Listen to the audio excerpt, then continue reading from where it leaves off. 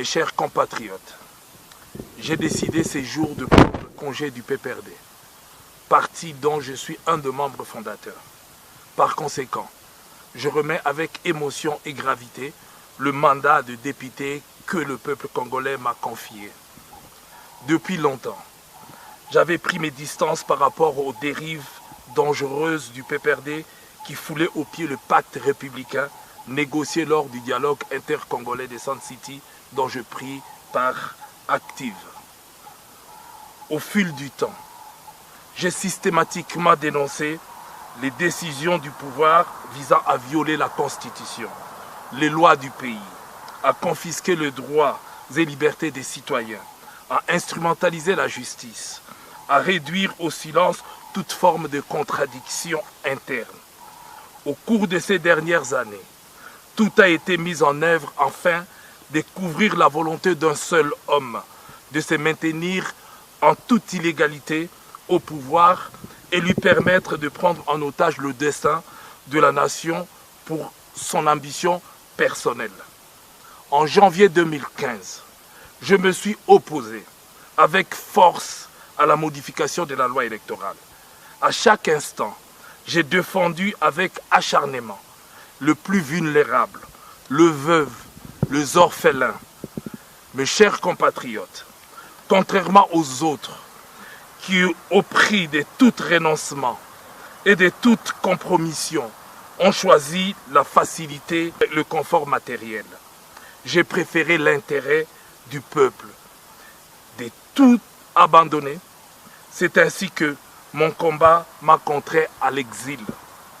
C'est à quoi malheureusement les opposants congolais, quand ils ne sont pas en prison ou tués, sont exposés. Je l'assume pleinement.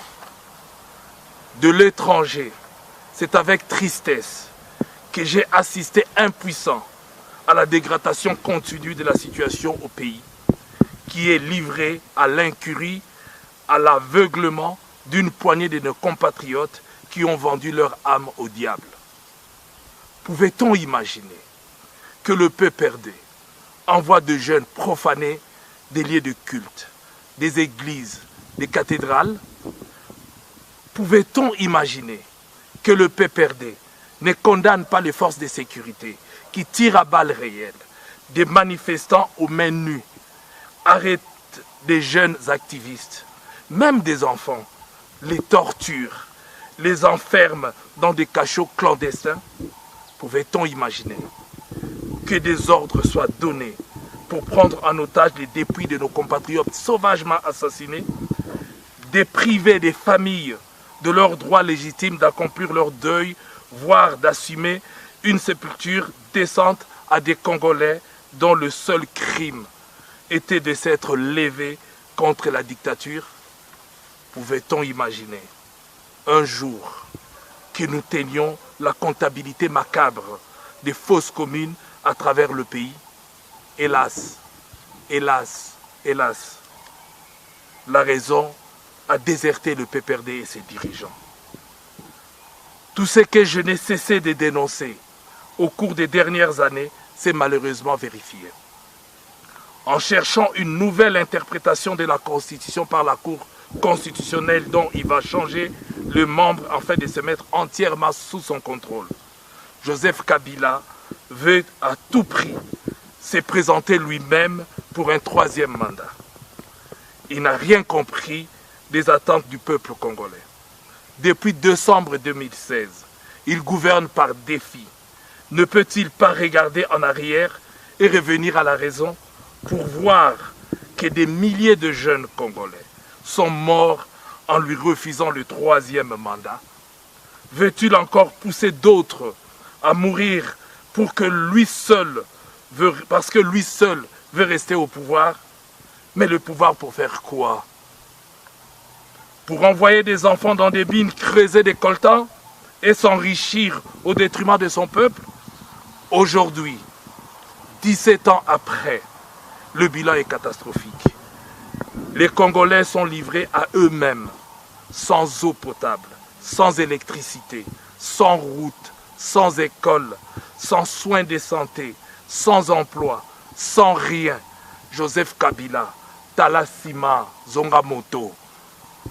J'ai donc décidé de quitter ce parti qui, au fil du temps, s'est transformé en bourreau cruel du peuple congolais.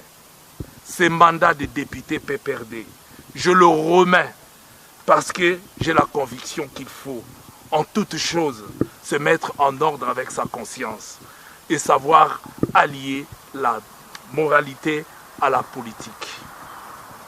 Si j'ai choisi de le faire ici, en Afrique du Sud, pays de Nelson Mandela, c'est pour moi un symbole.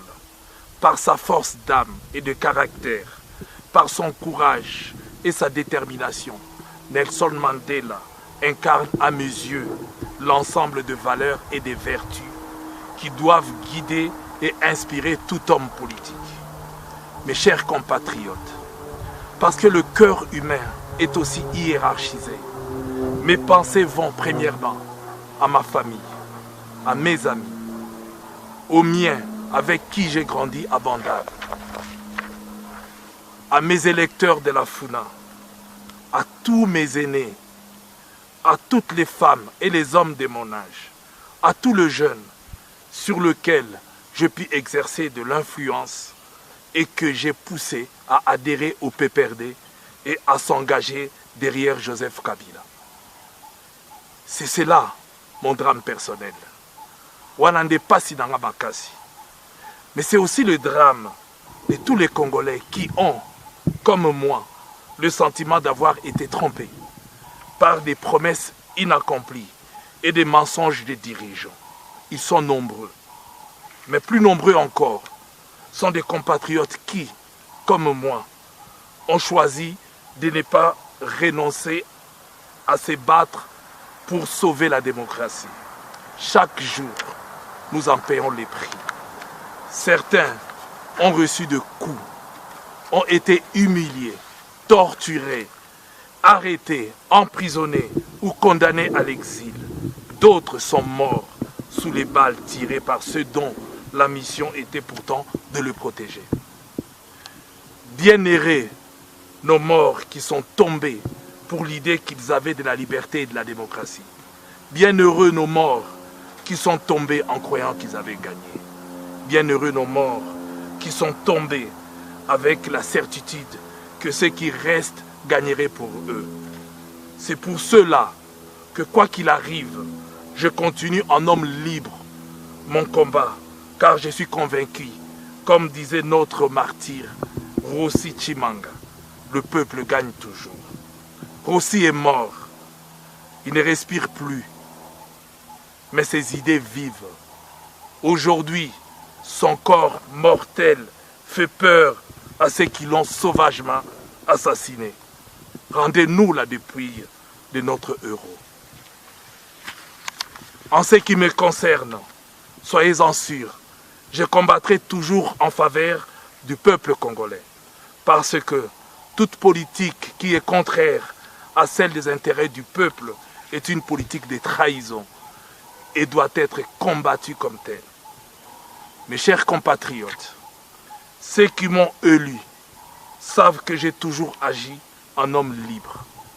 C'est donc en homme libre, avec un esprit libre, que j'ai choisi de m'engager dans un nouveau combat politique. Car nous ne sommes condamnés ni à la servitude, ni à l'abaissement dans lequel mes compagnons d'autrefois veulent maintenir notre pays. Ce combat, je vais le mener au sein de la plateforme Ensemble pour le changement. Parce que nous partageons un même socle de valeurs communes. Parce que nous avons une même volonté de rupture.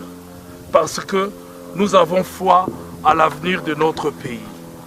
Ce combat, je le poursuivrai aux côtés de mes compagnons qui, comme moi, soutiennent la candidature de Moïse Katumbi pour qu'il devienne notre prochain président de la République.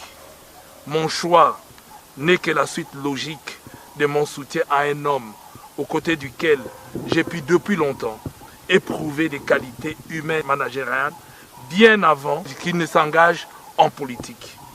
Son passage à la tête du Katanga et les résultats qu'il a obtenus pour la population m'ont confirmé que je n'ai pas, par son leadership, sa vision, son amour du pays et du peuple congolais, Moïse Katumbi saura remettre le pays sur la voie du développement, donner aux jeunes le goût du travail et de l'effort, transformer les mentalités et rendre à chaque Congolais la fierté d'appartenir à une grande nation.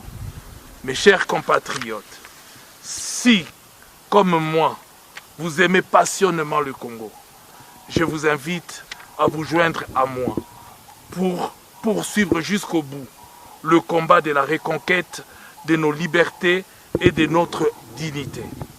Que vive la démocratie, que le bon Dieu sauve la République démocratique du Congo. Je vous remercie.